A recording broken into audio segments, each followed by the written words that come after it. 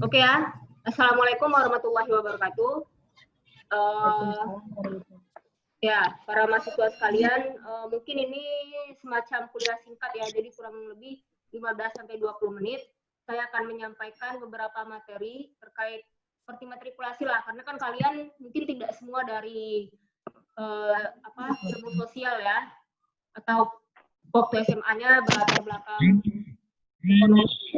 Jadi di sini saya ingin memberikan sedikit materi kesamaan persepsi lah, karena kalian baru masuk juga ya, mahasiswa baru. Saya akan menyampaikan sedikit materi terkait dengan ilmu ekonomi, karena kan ekonomi pembangunan semua kan ini. Saya ingin kalian itu bisa tahu apa sih ilmu ekonomi, yang mana ilmu ekonomi itu menjadi mata kuliah dasar namun penting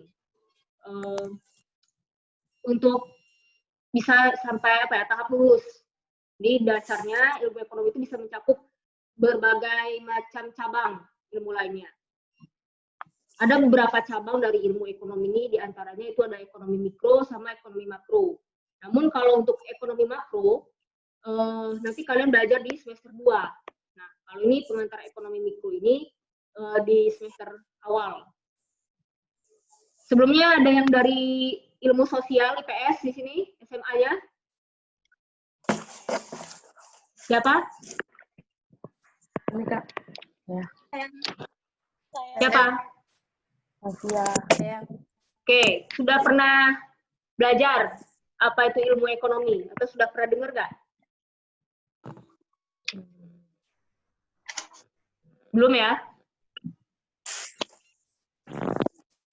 Oke, jadi ilmu ekonomi, ini nanti kalau kalian sudah masuk kuliah offline, tatap muka dengan dosen lainnya, jika ditanya apa sih ilmu ekonomi? Ilmu ekonomi itu ilmu sosial yang mempelajari tentang bagaimana pelaku ekonomi itu dapat memenuhi apa? Memenuhi kebutuhan dengan, saya ulangi, ilmu sosial yang mempelajari tentang bagaimana pelaku ekonomi itu mengalokasikan sumber daya yang terbatas untuk memenuhi kebutuhan yang tidak terbatas. Karena apa? Kebutuhan kita sebagai pelaku ekonomi itu tidak terbatas. Sandy mungkin, pasti keinginannya banyak kan? Yang dibutuhkan itu banyak kan? Nggak hanya satu kebutuhan kan, Sandy? Iya. Ya, jadi karena kebutuhan yang tidak terbatas itu menuntut Sandy untuk menggunakan sumber daya yang ada, seperti contoh ada tanah, kemudian teknologi dan sebagainya. Nah, itu kan terbatas sifatnya. Jadi bagaimana nih si Sandy bisa mengalokasikan sumber daya yang terbatas itu untuk memenuhi kebutuhannya yang tidak terbatas.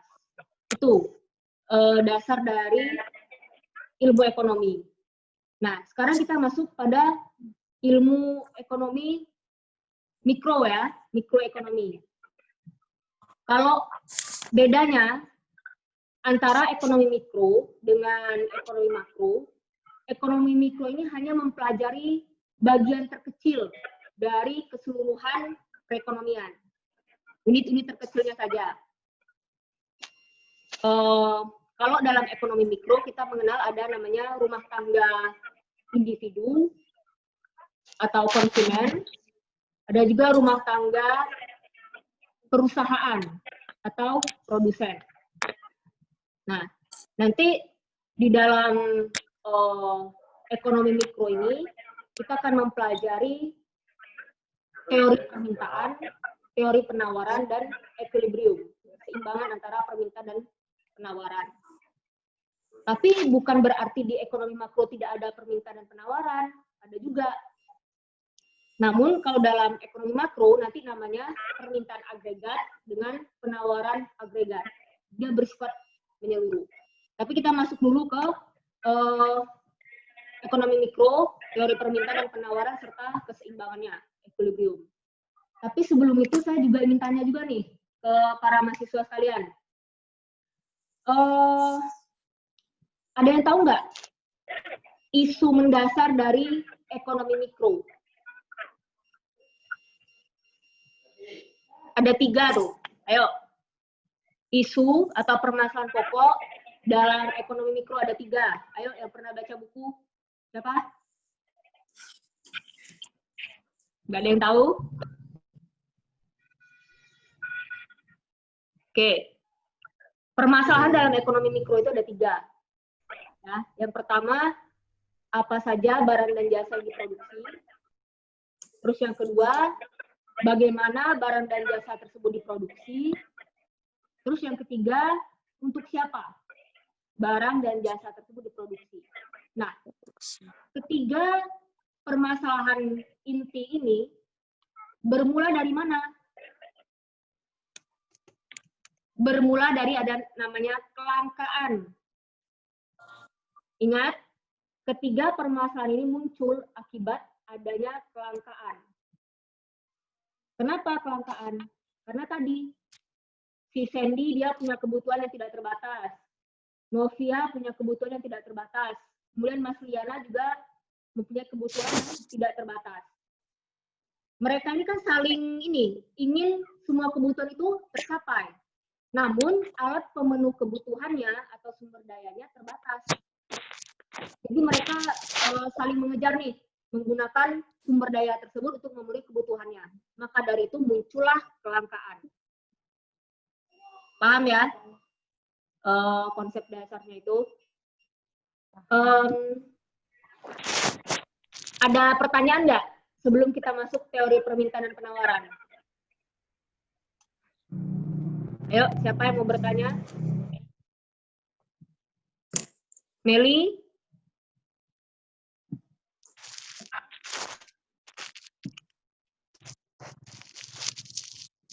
Itu yang di pohon, siapa namanya? Alma ya? Oh, oke. Alma ada pertanyaan? Galaxy J5 Pro ini siapa ya? Kita santai aja ya, sharing. Karena saya juga kalau di kelas, tatap muka juga santai aja. Tapi harus memang benar-benar paham tupoksi kalian sebagai mahasiswa itu apa. Bisa kita lanjut ya? Sekarang kita masuk pada teori permintaan dan penawaran. Ada yang tahu nggak apa itu permintaan? Sudah ada tuh.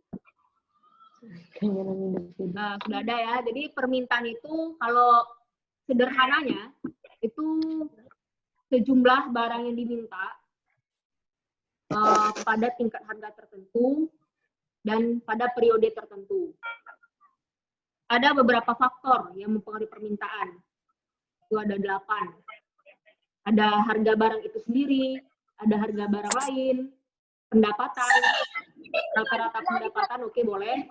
Kemudian distribusi pendapatan, keinginan masyarakat, jumlah penduduk, dan ekspektasi keadaan perekonomian di masa yang akan datang. Saya ambil contoh deh. Misalkan begini. Novia misalkan. Dia ingin membeli HP. Ya, Novia ingin membeli HP dengan pendapatan kurang lebih 2 juta. Oke. Apabila Novia memiliki pendapatan sebesar 2 juta, maka dia cukup untuk HP tersebut. Pada saat harganya naik jadi 5 juta, Novia jadi beli atau tidak? Enggak. Kenapa tidak beli? Karena pendapatannya tidak mencukupi. Karena pendapatan tidak mencukupi. Ingat Ya. hukum permintaan. Hukum permintaan itu dia berbanding terbalik. Apabila harga naik, maka permintaan turun. Turun. Apabila harga turun, permintaan Naik. naik. Pengecualian. Ingat, pengecualian.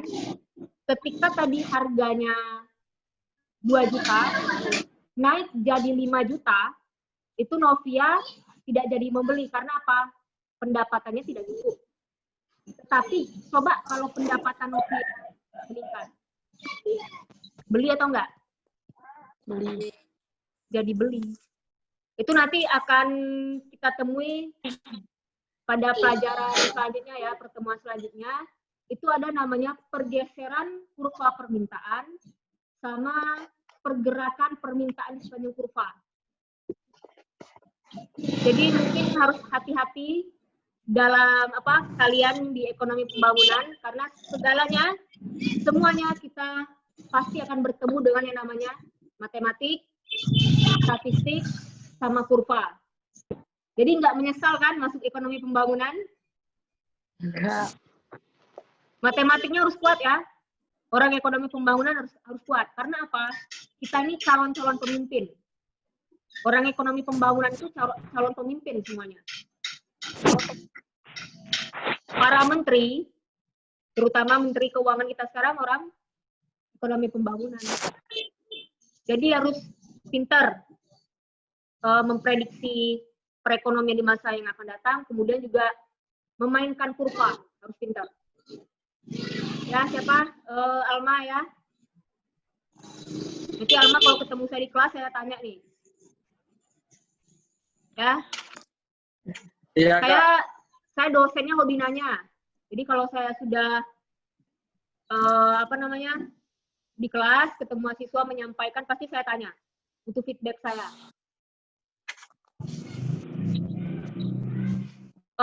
Kemudian juga ini teori permintaan kita masuk. Jadi udah ya, hukum permintaan bagaimana. Kalau fungsi permintaan ini berkaitan dengan persamaan matematik, ya, di mana fungsinya itu QD, ya, QD, quantity of demand, barang yang diminta, itu sama dengan F, buka kurung, masukkan faktor-faktor ini. Kemudian tutup kurung. Saya ulangi, fungsi permintaan itu biasanya bersifat persamaan matematik. QD, quantity of demand, sama dengan F, buka kurung, isikan faktor-faktor ini. Kemudian tutup kurung. Itu fungsi permintaan. Sampai sini ada pertanyaan? Said, ada pertanyaan? Belum, Bu. Mabuk, baru masuk, Bu. Oh ya, oke. Masalah. Tasya, oke. Kita lanjut ya. Ini kita sekilas saja dulu. Nanti kita diskusi. Kita di ruang ini. Ke fungsi penawaran. Nah, tadi permintaan sejumlah barang yang diminta pada tingkat harga tertentu, pada periode tertentu. Kalau fungsi penawaran ada yang bisa jawab? Ini kebalikan dari fungsi permintaan. Ayo, ada yang bisa jawab?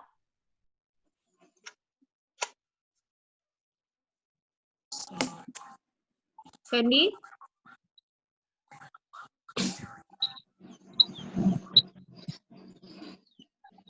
Alma bisa jawab? Bukan fungsi penawaran dulu deh. Pengertian dari penawaran.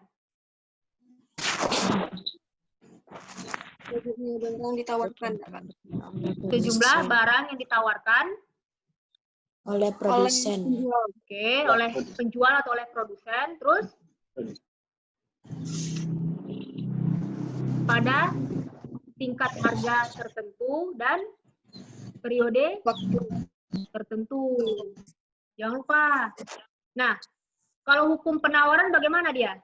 Tadi kan kalau hukum permintaan dia berbanding terbalik. Kalau penawaran bagaimana? Gimana Laurencia?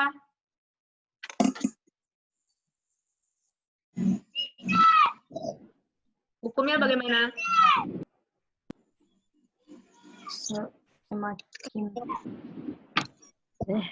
Hukumnya berbanding lurus. Ya, misalkan kita pedagang nih, apabila harga naik, otomatis jumlah barang yang kita tawarkan semakin pasti banyak. meningkat. Karena apa? Kita kan ingin mengejar profit. Ya. Gitu. Nah, ini ada beberapa faktor yang mempengaruhi penawaran. Ada 7 ya. Harga barang itu sendiri, harga barang substitusi atau harga barang lain, biaya produksi, teknologi, jumlah pedagang, dan kebijakan. Baik itu kebijakan oleh perusahaan ataupun pemerintah. Dari fungsi permintaan yang saya uraikan sebelumnya, saya ingin tanya sama Rahma. Fungsi penawaran bagaimana ya?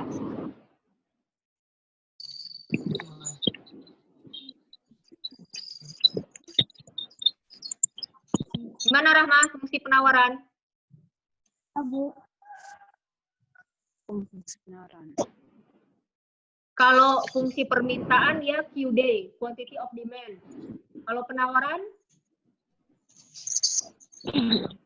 QS ya, quantity of supply. Barang yang ditawarkan sama dengan F, buka kurung, masukkan ini, ketujuh faktor ini. Kemudian tutup kurung. Itulah namanya fungsi penawaran. Kalau untuk kurvanya mungkin akan saya kasih nanti ya, karena kan kita ini ya, pembelajaran daring ini kita nggak bisa berinteraksi langsung dan saya nggak bisa coret-coret. Saya hobi coret-coret papan tulis soalnya. Ada pertanyaan nggak, Alma?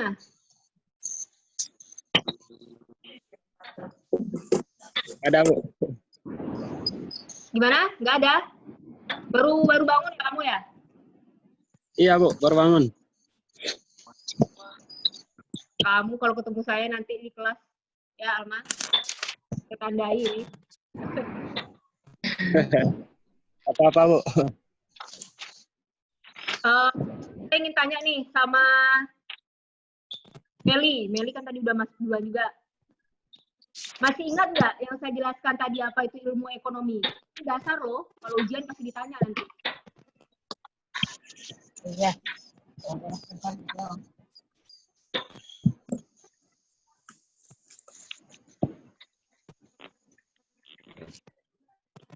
Gimana Meli?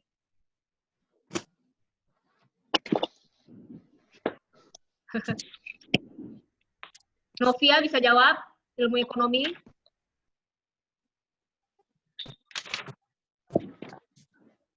Ilmu sosial yang mempelajari tentang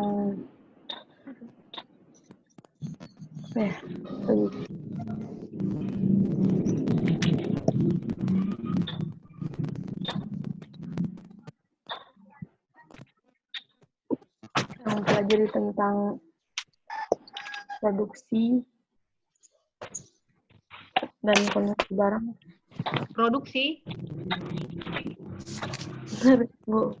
Ilmu sosial yang mempelajari bagaimana pelaku ekonomi itu dapat memenuhi kebutuhannya yang tidak terbatas dengan alat pemenuh kebutuhan atau sumber daya yang terbatas.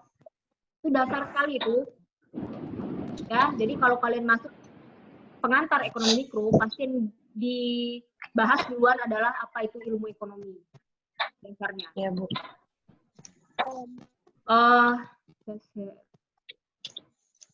Share dulu deh. Saya ingin lihat mahasiswanya nih.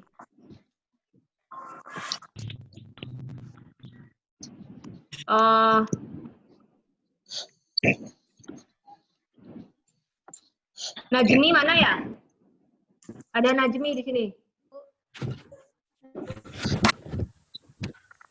Mana Najmi?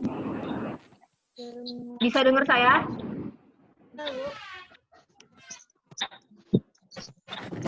Permintaan itu apa ya? Saya lupa.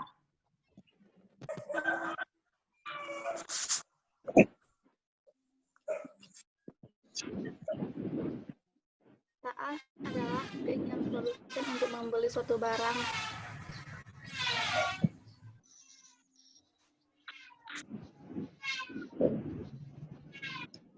Suaranya enggak ini. Cindy Tri Septiani.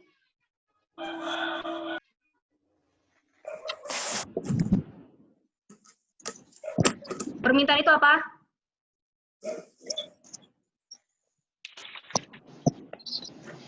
Sejumlah barang yang diminta pada tingkat harga tertentu dan pada periode tertentu. Oke, jadi karena saya juga ada ini ya tugas lainnya untuk menyusun ini kurikulum kampus Merdeka Belajar ini. Jadi mungkin sekian dulu apa pengantarnya. Ada feedback yang diberikan ke saya? Maksudnya ada masukan, saran? Kalau nanti seandainya kita ketemu, kalian jadi mahasiswa saya nanti di kelas, karena ini pasti nanti bakal beda-beda nih kelasnya nih. Pokoknya tanya aja dengan senior kalian ya, Bu Faradina itu ngajar bagaimana? Ya. Saya sering juga sharing sama mahasiswa, dan kalau misalkan kalian ada pertanyaan atau ada butuh diskusi, saya siap untuk nih membantu asal saya lagi nggak ada tugas lain. Ada feedback, komentar yang mau diberikan? Alma? Said, cuma 2 ya? Cowoknya ya? Lebihnya cewek semua? Yang lulus, iya, SNMPTN. Jadi saya tekankan sekali lagi, kalau ekonomi pembangunan, mahasiswa ekonomi pembangunan itu orangnya pasti dipandang, ekonomi pembangunan. Karena apa? Pelajarannya sulit-sulit. Jadi kita bisa agak ini sedikit lah ya, karena kita mencakup seluruh kebijakan dalam ekonomi pembangunan itu. Jadi berbangga ya jadi mahasiswa ekonomi pembangunan. Jangan nyesal masuk ekonomi pembangunan ya. Oke, Bu. Ya, nanti pasti walaupun nanti penuh dengan matematik, penuh dengan kurva, tapi yakinlah kalian nggak nyesal kok. Amin. Oke, Novia, bagaimana, ada tanggapan terkait cara mengajar saya atau bagaimana? Tidak, yang lain, ayo nggak apa-apa. Ada nggak? Belum nikmati full, Bu. Belum menikmati full. Ya, karena kita masih pertemuan offline ya. Ya, pertemuan online. Oke ya, saya akhiri ya. Ya, Bu.